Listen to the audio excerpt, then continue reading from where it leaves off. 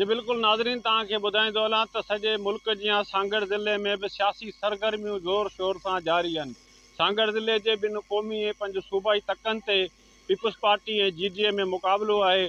मुख़्तलिफ़ पार्टियूं जेके आहिनि मैदान ते लथल आहिनि। उन में आज़ाद उम्मीदवार जमियत उलमा इस्लाम PTI समेत जेके ॿियूं जमायतूं आहिनि उहे बि वर्क मोम में जारी आहिनि।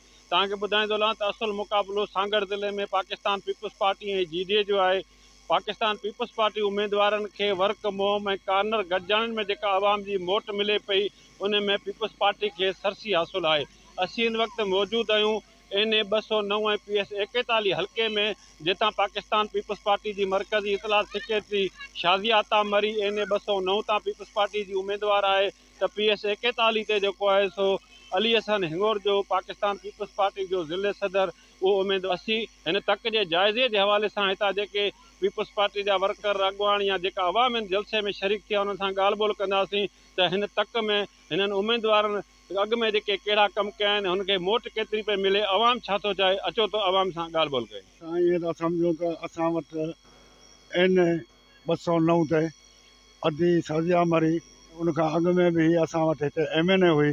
अचण सां अधी छा कयो जो हिते रोडनि जूं ॼारूं विछाई, बहितरीनु तमामु वॾा कम कयईं। उनखां पोइ स्कूल ठारायईं, उनखां पोइ रोड ॾिनई, पाणिनि जा तलाउ ॾिनई, ॿिया तरक़ियाती कम उहे ॾिनई।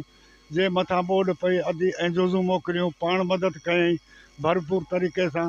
इंशाअल्लाह ताला अधी खे ही माण्हू वोट ॾेई कामयाबु कंदा। बाबा असांजी ही माना बेनज़ीर पई करे, ग़रीबनि जी सेजिया मरियाणी मदद कई आहे, ग़रीबनि खे घर ॾिना आहिनि, ॿोॾ में अटोप ॾिनो आहे, हर ॻाल्हि कई आहे, कंहिं ॻाल्हि में असांखे कोन शिकाया। हाणे असीं माना वोट इन्हनि खे बेनज़ीर खे सेजिया मरियाणी ग़रीब आहे, ग़रीबनि जी मदद करे त असीं उन्हनि जी मदद कंदासीं। पाकिस्तान जे तारीख़ में जेको आहे ज़िले सांगड़ में पाकिस्तान जे तारीख़ में रिकॉर्ड तोड़ कम जेके आहिनि गुज़िरियल 5 सालनि में थिया आहिनि।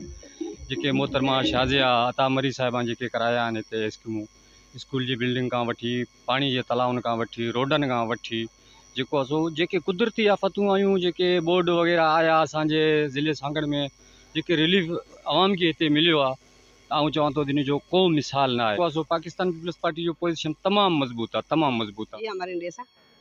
असां दुख सुख में कमरे थी आहे, असांजी हर बात मदद करी है, अटे में घरा में तड़ा में हर बात में असांजी मदद, असीं वोट तीर ते ॾेसां जीए भोटो जीए भोटो।